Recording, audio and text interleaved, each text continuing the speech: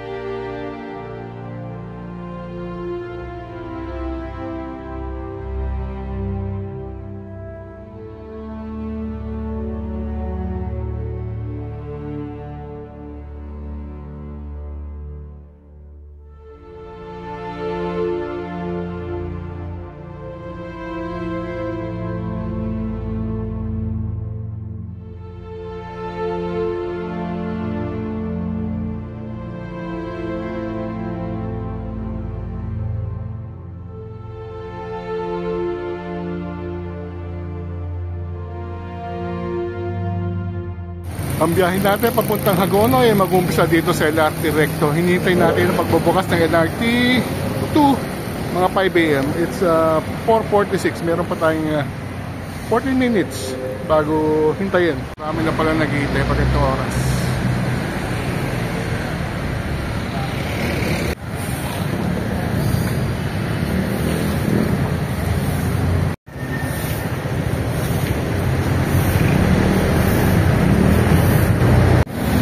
Tayo.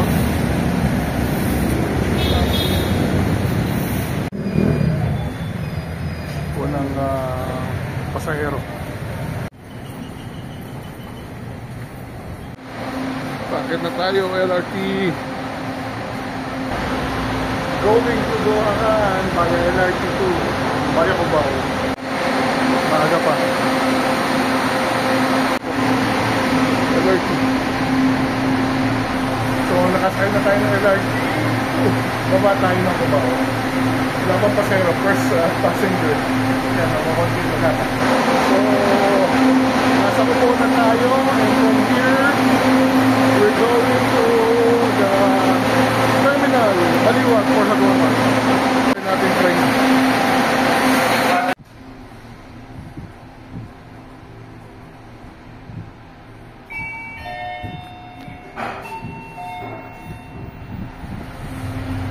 Labas na tayo. Lalakad tayo papuntang Baliwag.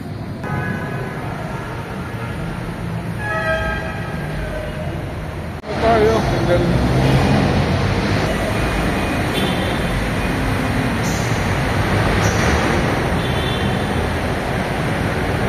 kuya, magkano? Ha? 20 pesos. Hindi tayo muna ng pagkain.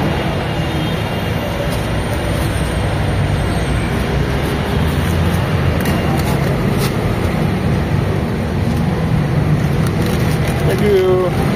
Pabili tayo. Pagkain along the way. Ito na tayo sa bus terminal. May McDo pala dito. Okay lang. Meron tayong mainit na panisan.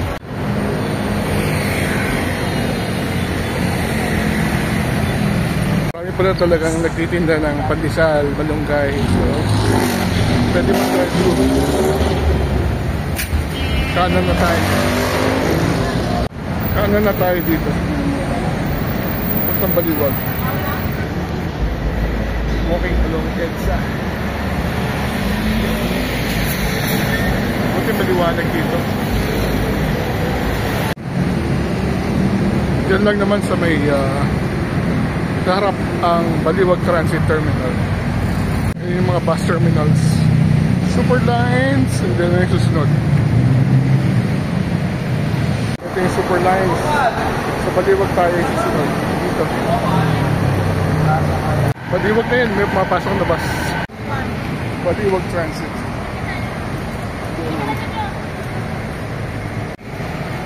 Baliwag Transit. Tagonoy. Kaya tayo. Tagonoy. Pasakay na tayo sa bus. Classic yung nakuha natin. Going to Hagonoy.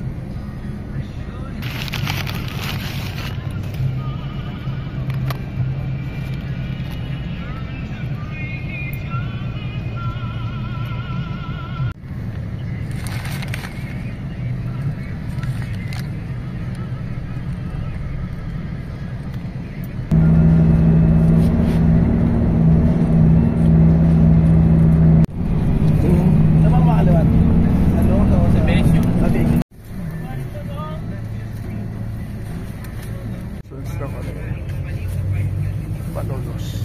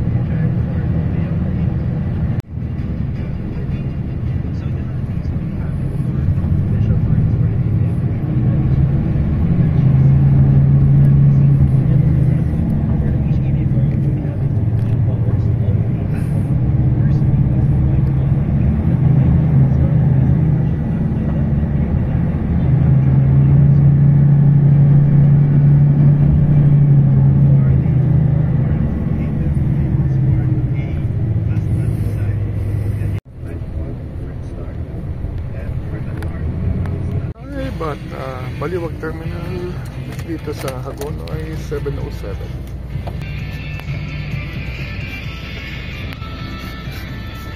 Tayo sumakay and hanap po tayo CR. So dito tayo sa bus terminal ng sa Hagonoy ng Baliwag. Punta naman tayo sa Mile ng Hagonoy. Elevated tricycle, oh. So nakasakay tayo sa elevated na tricycle.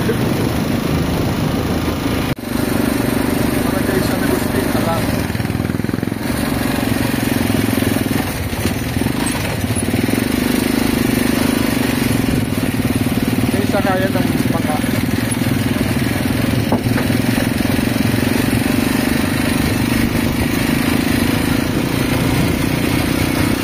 So dahil sa elevator ng mga tricycle dito.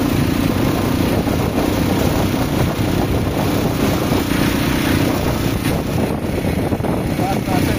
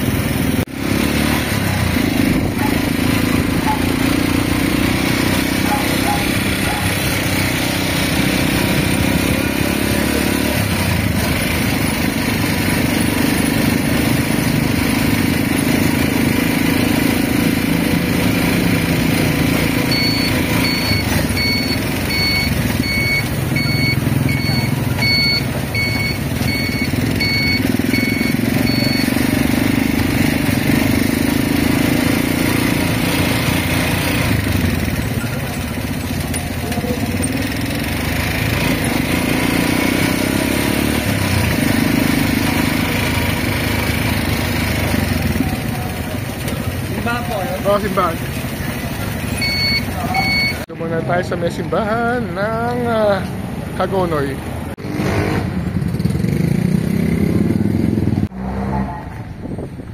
At sa anyong iyayan at nagaliya ang kasalanan, nawa nilang ang nabubuhay ayon sa hilig ng laman, ay tumang nauumay sa mga bagay ukol sa laman.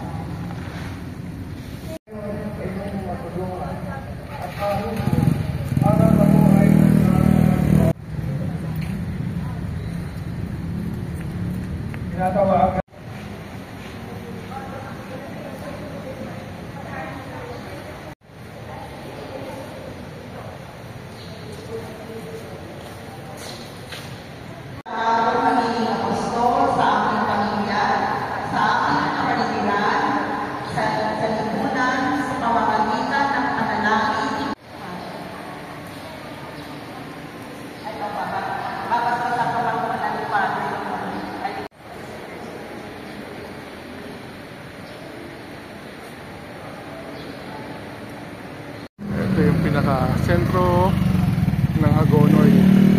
Plaza nila. Nakakailang beses na tambak yung paligid.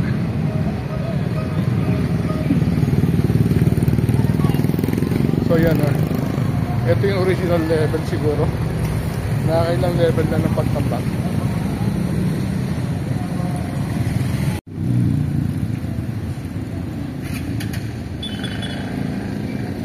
Lasang lumubog. Ikalo, elevated. Oh.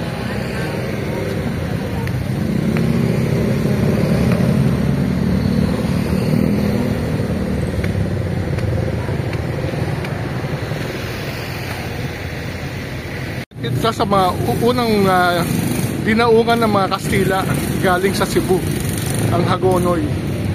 Yan, no, mga 1571 according din sa Battle of Bangkusay.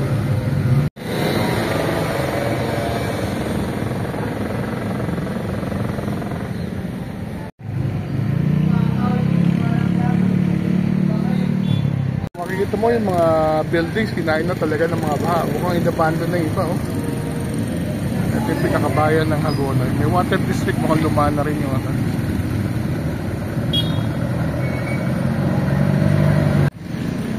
Pabahalang bayan ng Hagonoy.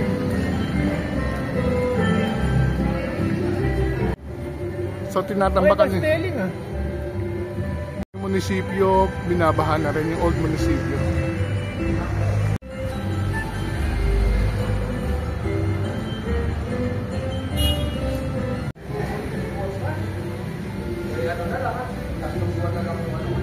Kailan tambak na rin siguro yung munisipyo. Built on 1917. Pueblo de Hagonoy.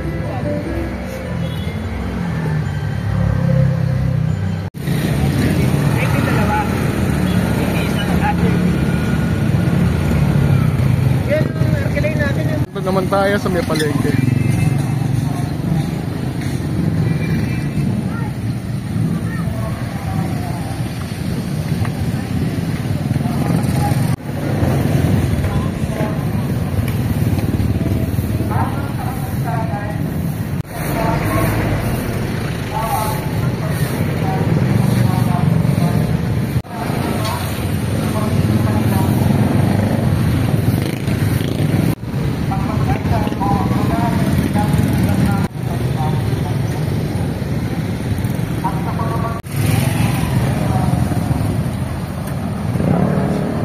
Ito yung Grand Terminal.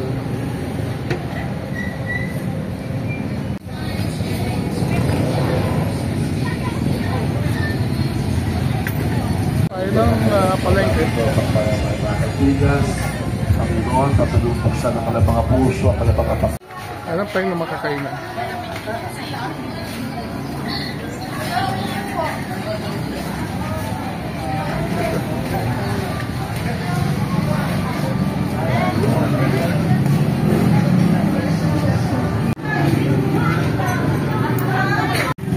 Hirap pumili, ang dami masarap.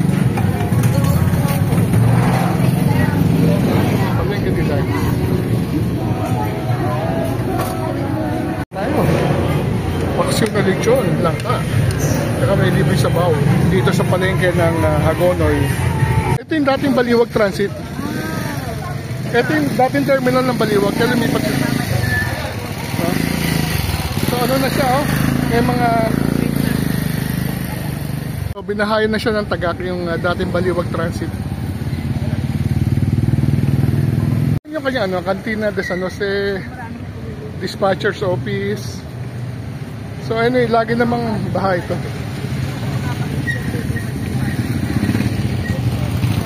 So exploring, ano pa rin, may Hagonoy, and next natin would be the White House. So sa mga ancestral house na kinakain na rin ng tubig. Ito na. Napakagandang White House. Down to the White House. Wala binabahan na siya.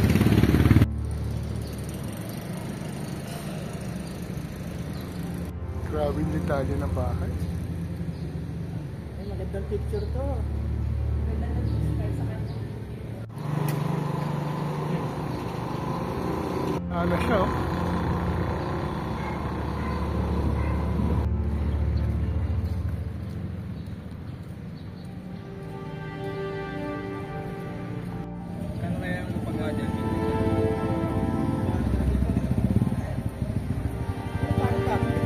Opo, bakal bago nga magpintura.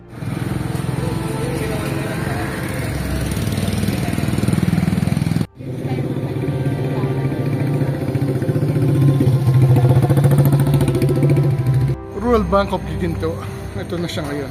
May mga gumagalaw-galaw.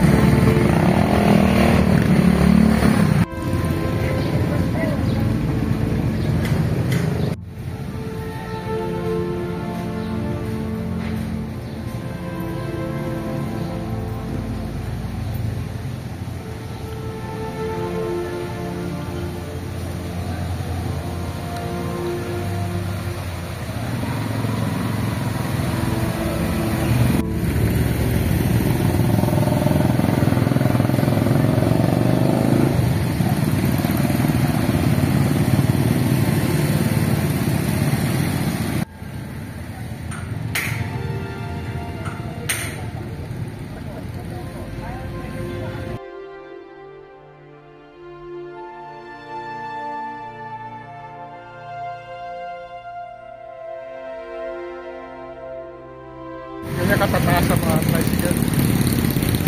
Mas sila maganda tinataasan lang nila.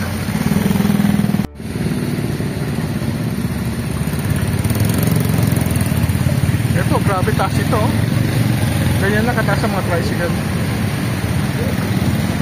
Ngayon mga tao, pati mga bata.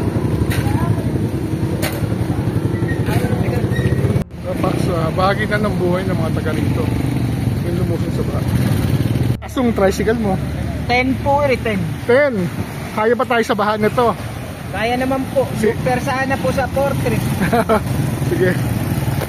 Punta natin lumang bahay. Tapos punta tayo ng San Agustin. Halang. So nakasakay tayo sa malaking tricycle. Po, Tikling. Bakit tikling ang tawag? Kasi nga po, di ba yung mga tikling yung naipon, yung mahabi pa. Kaya pala tikling. Wala na Diyos kundi itaas no dahil lagi baha. Kailangan po.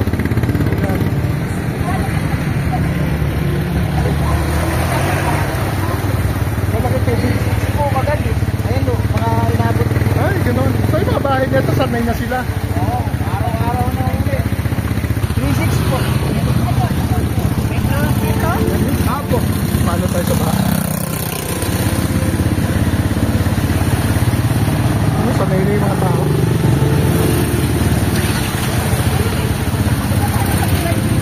Ano po?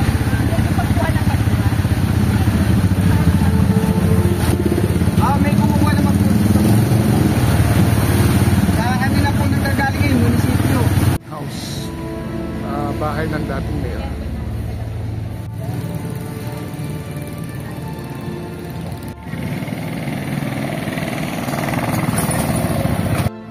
Apektado talaga ng bahay, mga lumang bahay sa akin.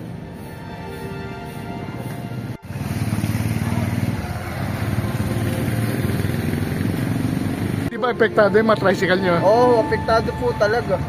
Nabababad, so mga bearing. babad do. Maghapong babad. Kaya pala tinaasan. Oo, kaya po na tinawag na tikling. Di ba yung ibon? Sa iron na metal daw kuya? Oo. Tikling.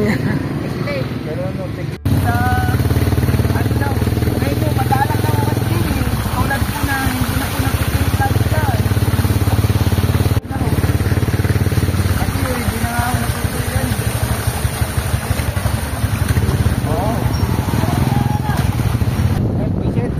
Ay, wala na. Ay, patis ko lang, baha. Lubog din ako yan. Ayan po, simenteryo. Ayan, simenteryo po. Cemetery, baha din. Oo, lubog rin po yan. Hindi po mapupuntahan ng undas yan.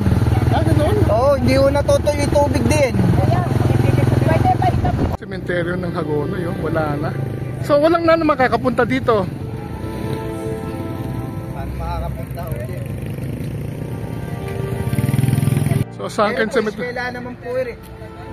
Ano po? Wala na, hindi na rin napupunta ng Opo, cemetery. meron po nag-guarantee din. Kaya lang po, tignan niyo.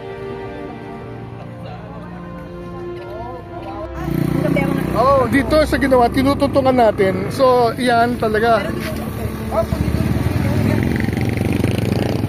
Puri, ng type to po inabot to hanggang din ito. Isisit ka.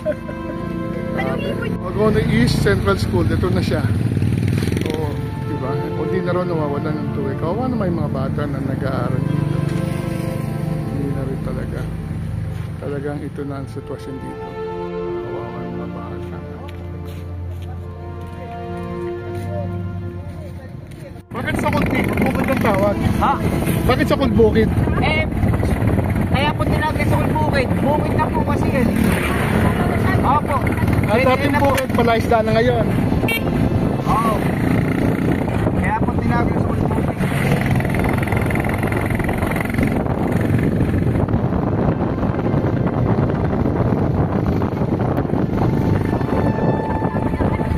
Opo, nakasama rin uwin eh. Tignan niyo po yung mga pinapin niya. Halos puro lampat na lang. Pero dati may mga pinapin uwin. Opo. Yan. Puro pinapin uwin dati. Eh, ayan, lampat na lang. Ayan. Kung ano po uwin. San Sebastian uwin. Sa dating palayan, ngayon palaisda.